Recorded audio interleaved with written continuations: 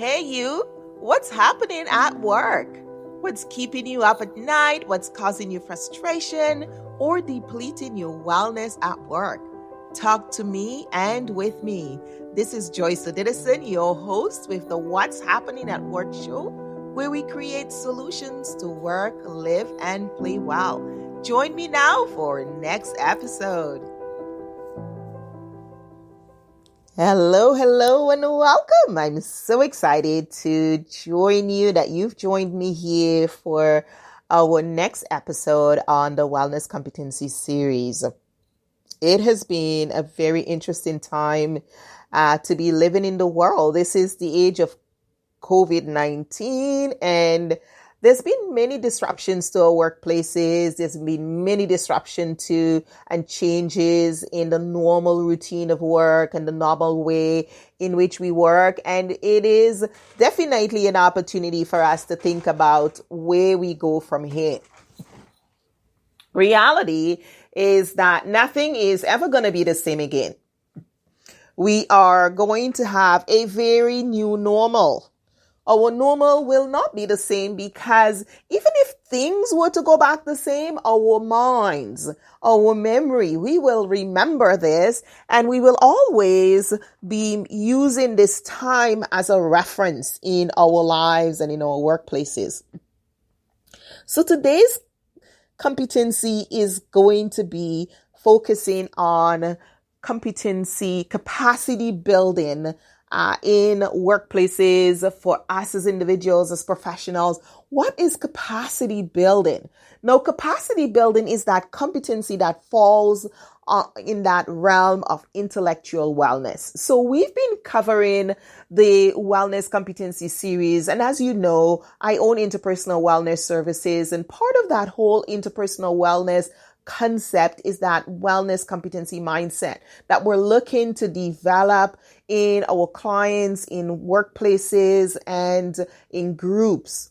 Too often are we finding ourselves in a situation where we are not building capacity.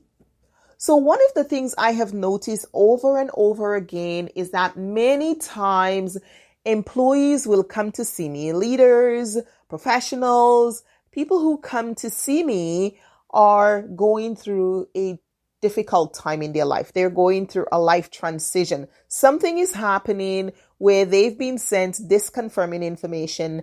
And as a result, they recognize I've got to learn something new. And I say hooray for you, because some people actually go through the difficult times and they don't learn anything new. They don't change. They don't grow. They keep projecting everything outwardly and passing off that it's somebody else's responsibility and not taking responsibility for what they've done. So when we talk about capacity building, it is the exercise of learning, the exercise of growing, the exercise of expanding your mindset, the exercise of looking at your problem solving skills, finding new ways to solve problems, the exercise of using your time managing your time in a more efficient way, looking at being more accountable for your actions, meaning that you are able to give a reason, a logical reason for the things you've done or not done, right? And most people think that an exercise means that, when we talk about accountability, it means that you're going to be blamed or judged or you're going to have to be in trouble. But no, accountability should be a motivator. It should be that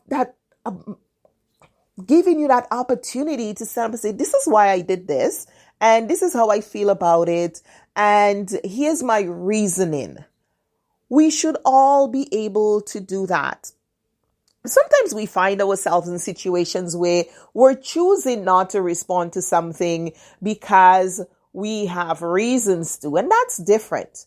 But overall, generally, accountability should be something that we say, I did this because I choose to make this decision because, and that's your right. We all have our right to make decisions and base them based on our own values. So it's not it's not about judging your values or criticizing your values. It's a matter of saying, I made this decision because here is why I thought about it. It's really about your knowledge and your level of reliability.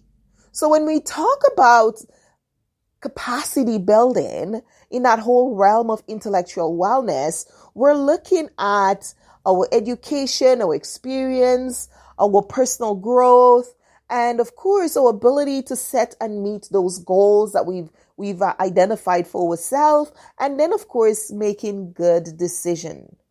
One of the challenges that we face so often is poor decision making in leaders. And, they've had so many times where leaders show up and it's, they've got egg on their face. Man, I made a bad decision, or I shouldn't have done that. And sometimes we're drawn to make decisions based on our emotions, based on our own tendencies, based on the things we like or the things we value.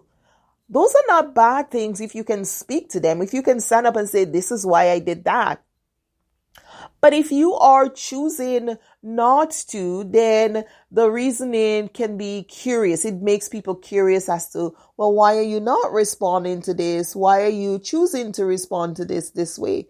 Overall, it is really important for us as leaders to identify that we should be always growing and always changing. There is room to grow, and then there is room to change. There is opportunity to learn. We can continue to learn. We should be making that effort of continuous learning. Now, when I started off, I wanted to talk, I shared a little bit about COVID-19. One of the things that I noticed in many organizations is that learning stopped during COVID-19. All our energy and focus was on trying to understand and learning the disease and how to respond to the disease and how to stay safe from work and what social distancing was and how far away we need to be and what would it look like should we possibly go back to work. What would the distance be? Where would we sit? How would our desks be aligned? So we were learning rapidly because things were changing so much with the disease. It was so new, and the impact and extent of COVID-19 was so widespread and so new that people were glued to their television. People were glued to the news. People were wanting to consume information. They wanted to know more. Social media was lighting up. People were sharing their ideas. People wanted to know and learn how to protect themselves and their loved ones from the disease.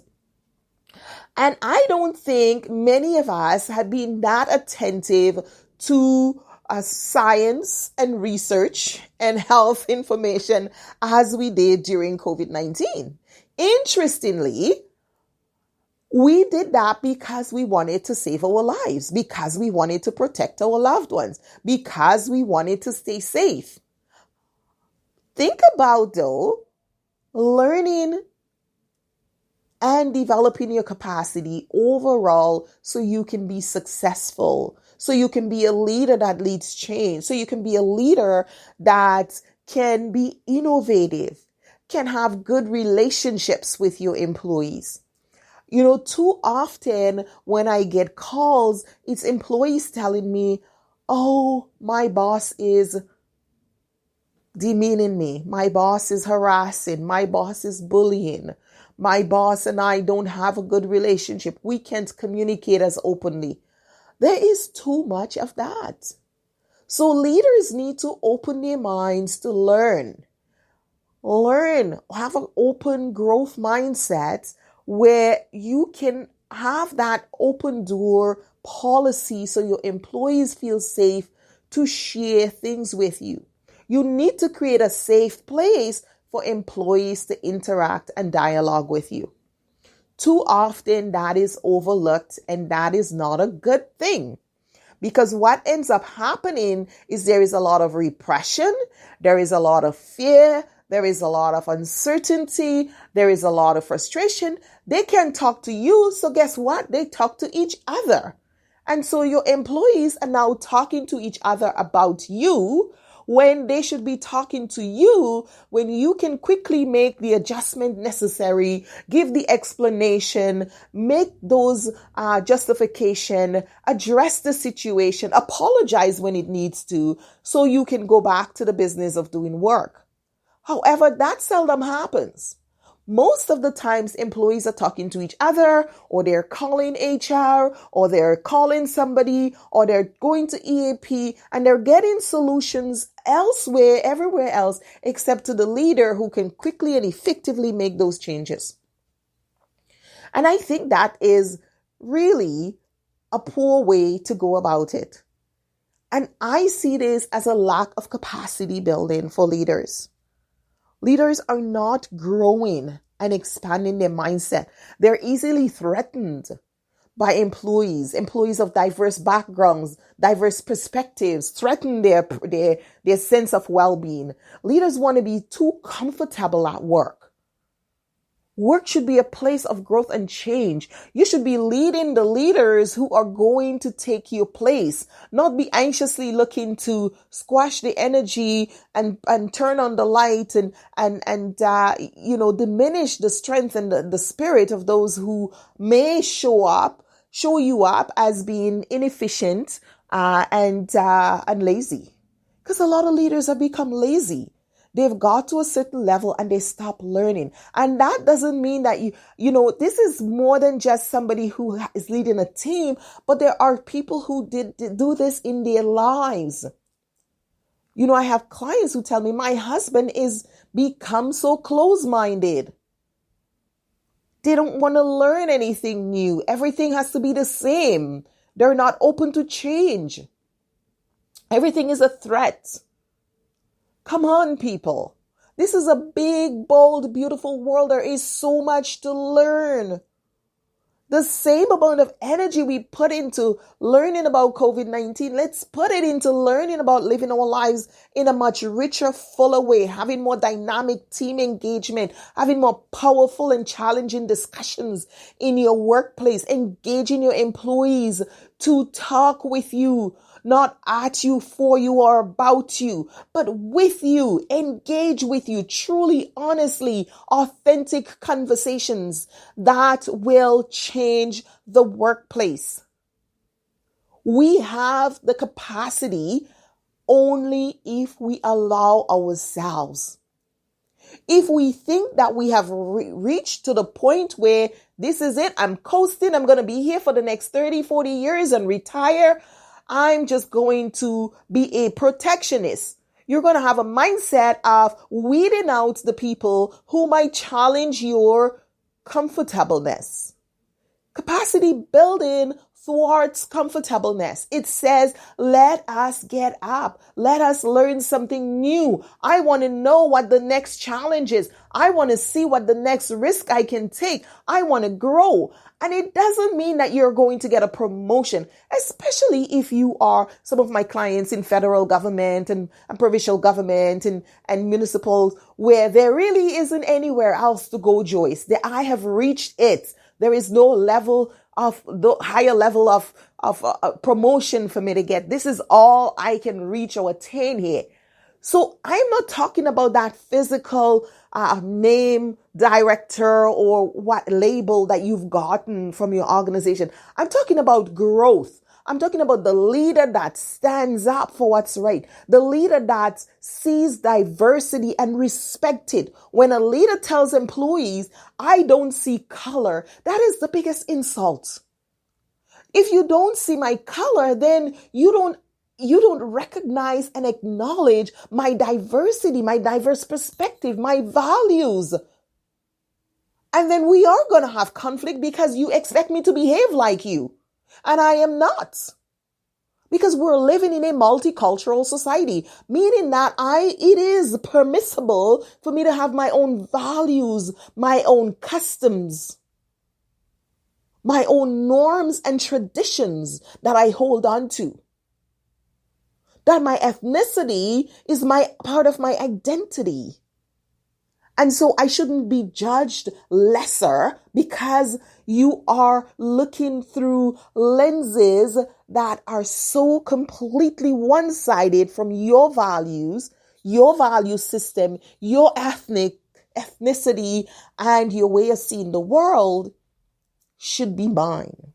Where you now force me to behave like you or criticize me because I didn't behave like you or the majority who are of your race and your nationality.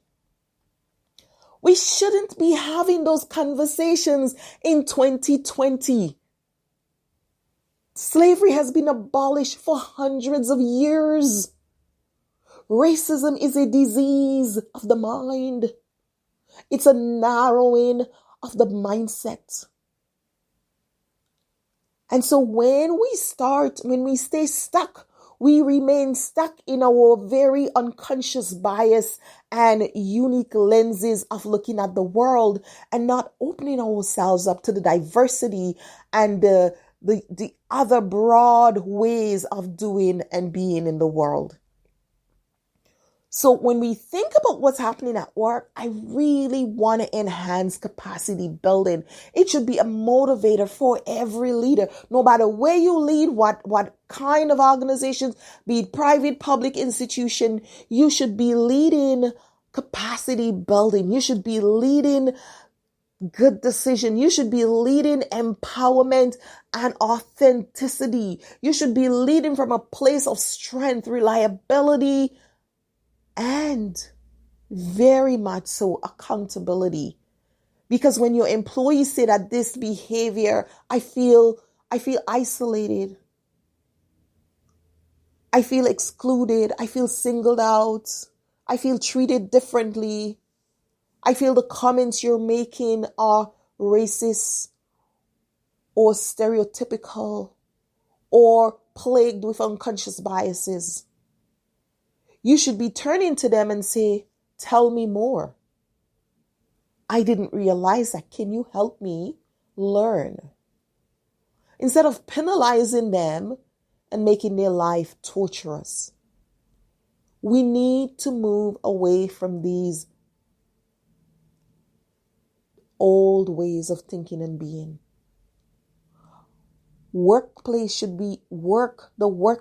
be open, should be accepting, should be inclusive of all, with our various perspectives, ethnicity, culture, diverse lenses, perspective, ethnic norms.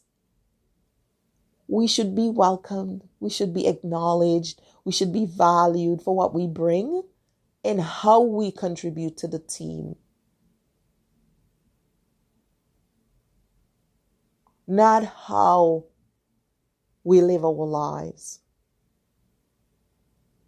And too often that becomes the issue. We're judged because of our sense of moral beliefs, our ethnic values, our sense of community, our loyalty to family. All are now being judged, criticized, and put out there for speculation, when we should be encouraged to live a vital, true life and explore our capacity for well-being in the workplace. So I say no more. So if you're a leader out there, or you're an employee who's struggling with a leader who is closed-minded and not open to capacity building, looking for new ways, new lenses, join me in Mastery. Mastery is my coaching session where I teach and coach on the mastering these life competencies. I do somewhat of a coaching clinic on how we can develop these competencies in our lives so we can work, live, and thrive. So often we are not doing that. So often we are not working on these competencies, and this is what we need to. Take a look at the list of competencies. Click on my website at interpersonalwellness.com and click on coaching, and you will see the Mastery program, and sign up for Mastery and join me in my weekly coaching session. You can join for 1 week, you can join for 10 weeks, you can join for all the 52 weeks of the year. It doesn't matter. The goal is, are you open to building capacity and building these competencies in your lives so you can thrive, so you can truly live your meaning and purpose? Joyce Odidison here. Thank you for joining me, and I will see you in mastery.